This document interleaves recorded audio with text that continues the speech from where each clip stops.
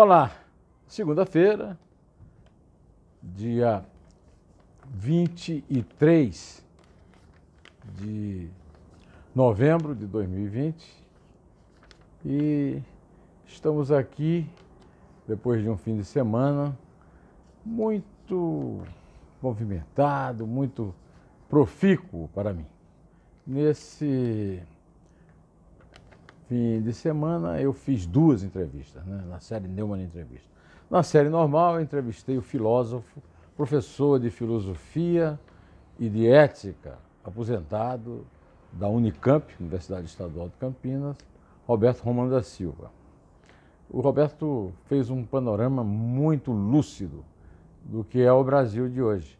E a respeito da morte, do massacre de João Alberto Silveira Freitas, ele relembrou um caso da história do Brasil, recente, da ditadura militar, que vale a pena ser contado. Na reunião do Ato 5, que foi tão exaltado aí pelo Eduardo Bananinha, o vice-presidente do Costa Silva, que era o civil Pedro Aleixo, mineiro, perguntou o que o presidente poderia fazer com aquele ato 5. Era uma coisa muito arbitrária, podia provocar as maiores arbitrariedades. Aí um puxa-saco disse, mas o presidente não é capaz de arbitrariedades. Aí ele fez a frase que ficou famosa e repercute até hoje, que é a seguinte, o problema não é tanto o presidente, é mais ainda o guarda da esquina. E realmente a violência dos regimes de exceção e os exemplos dados de cima chegam facilmente às autoridades que estão na rua, inclusive o guarda da esquina. Aí no domingo eu fiz uma entrevista linda, entrevista realmente comovente, com um amigo meu muito querido, que eu não vejo por causa dessa pandemia aí há 8 meses, que é o Benedito Rui Barbosa, autor de novelas fantásticas, de grandes sucessos da televisão brasileira no exterior, como O Rei do Gado, Renascer, Os Imigrantes, esse Rei do Gado Renascer da Globo, Os Imigrantes na Bandeirantes, e o Pantanal, na Manchete. E agora ele está preparando o remake do Pantanal, que só vai poder ser gravado em loco, lá no Pantanal, quando a chuva recuperar as perdas da seca, do incêndio e de tudo que está acontecendo agora contra o bioma do Pantanal. Eu recomendo muito, quem não viu, que veja, viu? Vai aproveitar muito. Olha, eu quero ainda voltar ao caso que eu já citei aqui, do massacre por 2 seguranças, o Giovanni Gaspar da Silva, de 24 anos, e o Magno Braz Borges, de 30 anos. O primeiro, segundo a Polícia Federal, nem autorização para ser segurança tem. Você vê que é um rapaz muito jovem e você vê claramente no filme, que eu já vi várias vezes, apesar de ser chocante, é que aquilo era uma vingança, era alguma coisa planejada. Era uma coisa que vinha sendo... A vítima foi praticamente um alvo, que foi estudado, que foi verificado. É evidente a cumplicidade de vários funcionários que aparecem nas filmagens do Carrefour, lá da Zona Norte de Porto Alegre.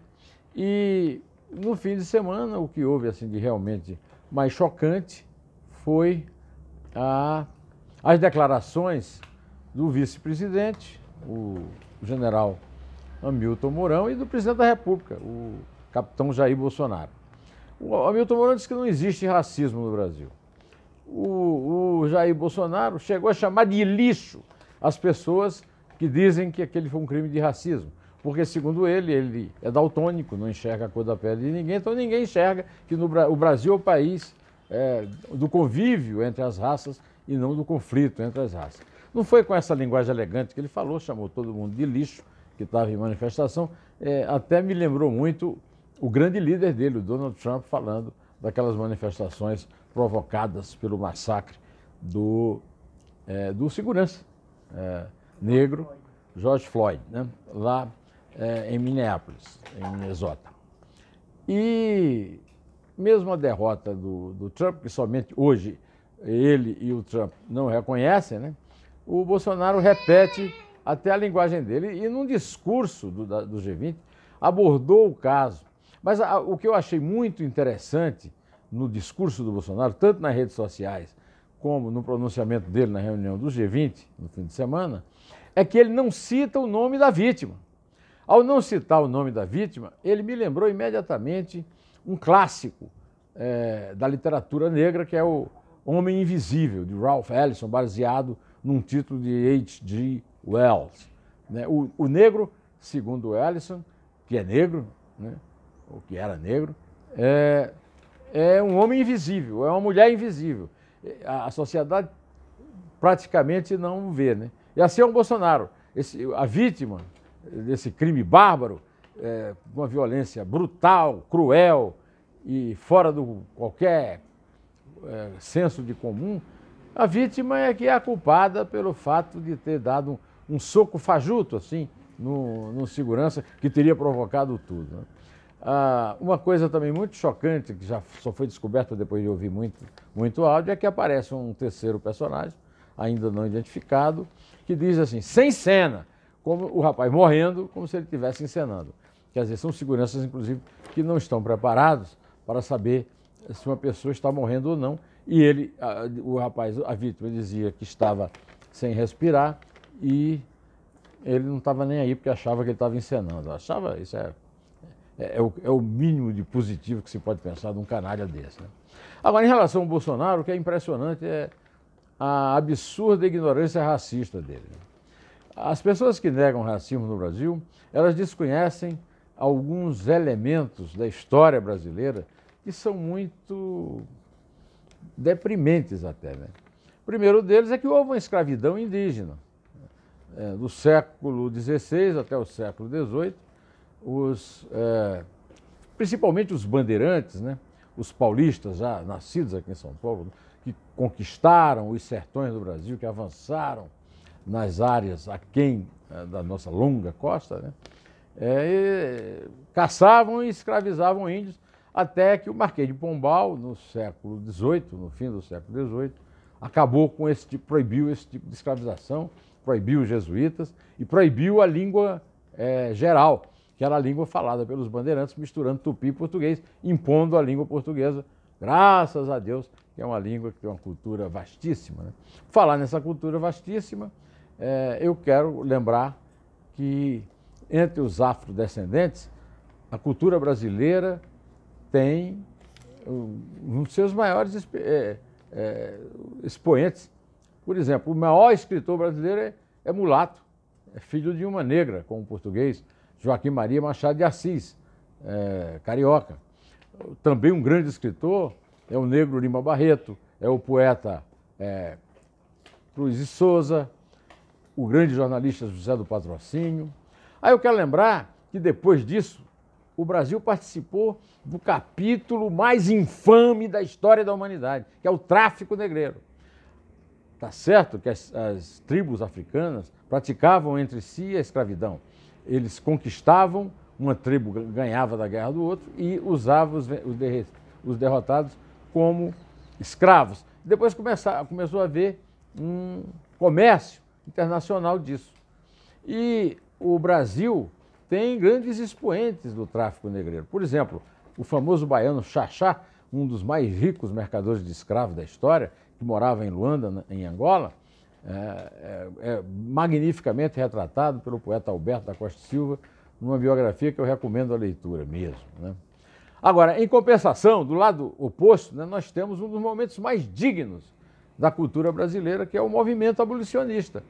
Brancos e negros, Zé do Patrocínio, que era negro, Joaquim Nabuco, que era branco, Quincas, o Belo, participaram de um movimento político mais nobre da história do Brasil, que é a abolição da escravatura.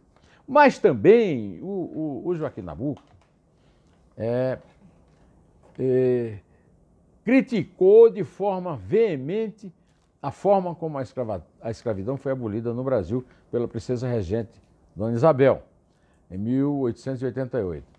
Ele acha que a forma como foi feita, e foi mesmo, tirou o negro da senzala e jogou numa sociedade na qual ele foi excluído. Então o Bolsonaro e o Mourão não percebem esse elogio ao Brasil, essa coisa maravilhosa, é um elogio que não corresponde à história. E eu digo o seguinte, ignorar, que é o caso, eles são ignorantes, ignorar a história da escravidão no Brasil é pretender repetir as suas infâmias, né? Então, é isso que eu localizo nesse discurso estúpido do Bolsonaro, tanto nas redes sociais quanto no G20, né? Aliás, o Bolsonaro participa de outra tragédia nacional, que é o apagão lá no Amapá. No apagão do Amapá, o Bolsonaro entrou assim, semelhante à forma como o Dorico Paraguaçu, na novela O Bem Amado, de Dias Gomes, da Globo, foi um dos maiores sucessos e também uma das maiores vítimas da censura da ditadura militar, que ele exalta, né? Olha, o Bolsonaro, o apagão do Amapá foi na terça-feira, dia 3. O Bolsonaro não se deslocou de Brasília, não deu um telefonema para o Amapá. O ministro da Minas e Energia, o contra-almirante Bento Albuquerque, que foi lá 2 vezes para não resolver nada, né? Até um dia desses, aí, quarta, quinta-feira, eu ouvi dando uma entrevista na televisão, e o repórter perguntou, e as providências para o apagão? Ele disse, eu já tomei, o apagão foi terça, quarta-feira eu publiquei um decreto no Diário Oficial tomando providência. Hoje é o dia 23, ou seja, 21 dias 23 não, é 23, né?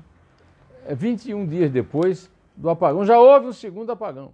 E aí o Davi Alcolumbre, líder do Centrão, presidente do Senado e do Congresso Nacional, convidou o Bolsonaro a ir a Macapá. E o Bolsonaro foi porque os seus conselheiros viram a surra que ele estava levando na eleição e resolveram dizer que ele fosse, porque senão ia pagar caro nas urnas no segundo turno. Vai pagar caro, hein? Pode escrever aí, vai pagar caro. Agora, chegou em Macapá, foi recebido com vaias e com aplausos e foi lá inaugurar com Davi, o presidente de 2 poderes, o do Senado e do Congresso, e o da República, foram lá inaugurar um gerador que substituiria o transformador que queimou no incêndio no dia 3 e que voltou a queimar depois agora no segundo apagão, né?